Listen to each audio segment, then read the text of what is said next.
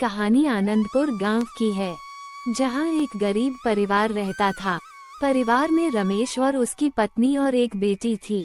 एक बार की बात है, गांव में बहुत ठंड पड़ने लगी। ठंड इतनी ज्यादा थी कि पारा माइनस में चला गया था। एक दिन, सुनिए जी, ठंड इतनी ज्यादा है, आप काम पर कैसे जाओगे और काम कैसे करोगे इतनी ठंड में? करना पड़ेगा, ठंड हो या और कुछ काम तो करना पड़ेगा, नहीं तो घर की जरूरतें कैसे पूरी होगी। हमारी एक बेटी है, वो भी बड़ी हो रही है, उसकी शादी के लिए पैसे इकट्ठा करने पड़ेंगे। तुम फिक्र मत करो, मुझे कुछ नहीं होगा। अच्छा, मैं चलता हूँ।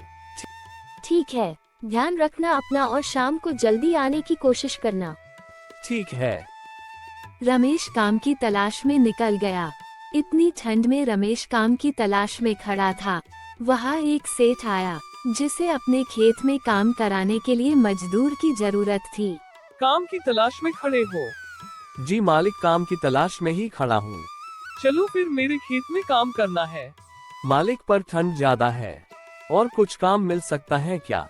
ठंड ही तो मत जाओ तुम, बहुत लोग हैं, काम करने वाले मैं किसी और को ले जाऊंगा।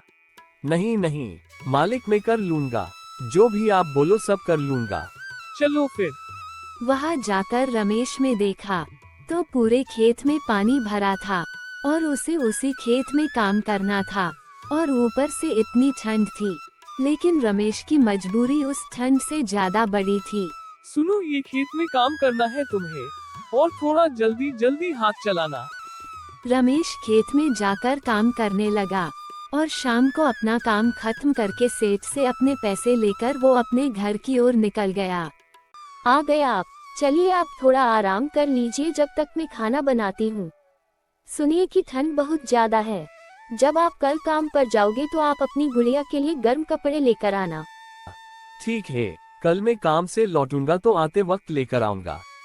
दूसरे दिन रमेश फिर काम की तलाश में उस सेठ के पास चला गया। मालिक, आज भी काम है क्या?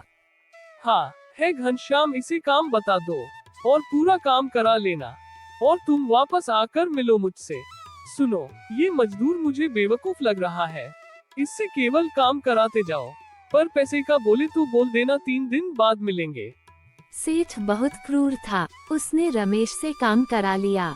मालिक, मुझे पैसे की बहुत जरूरत है। तुम्हें आज पैसे नहीं मिलेंगे, 3 दिन बाद मिलेंगे। मुझे बेटी के लिए गर्म कपड़े लेने हैं। मालिक, इतनी ठंड गिर रही है, मेरी बेटी ठंड में बीमार पड़ जाएगी, मुझे उसके लिए गर्म कपड़े लेने हैं। तुम्हें एक बार में समझ नहीं आ रहा क्या? जो बोल रहा हूँ मैं, आज नहीं मिलेंगे मतलब नहीं मिलेंगे, जाओ अब यहाँ से। क्या हुआ जी, आप उदास क्यों हो? कुछ नहीं, उस सेठ ने आज पैसे नहीं दिए और अगले 3 दिन और नहीं देगा। समझ नहीं आ रहा क्या करूं। वो सेठ इतनी ठंड में खेत में काम कराता है और पूरे खेत में पानी भरा रहता है, फिर भी काम करना पड़ता है, और जब पैसे का बोला तो उसने मना कर दिया। इस कारण मैं बेटी के लिए गर्म कपड़े भी नहीं ला पाया।